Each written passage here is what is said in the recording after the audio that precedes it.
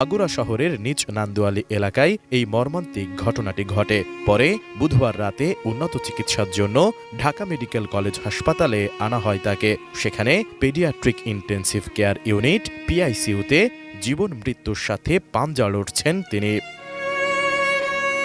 স্বজনদের অভিযোগ, বড় বোনের শ্বশুর তার দুলাভাইয়ের সহযোগিতায় রাতে ধর্ষণ করে ভুক্তভোগী শিশুটিকে।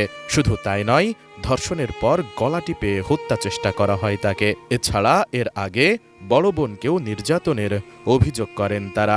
আমার ভাগ্নি হলো দুটো, বউটাও নির্যাতন হয়েছে, ছোটটা তো হয়েছেই।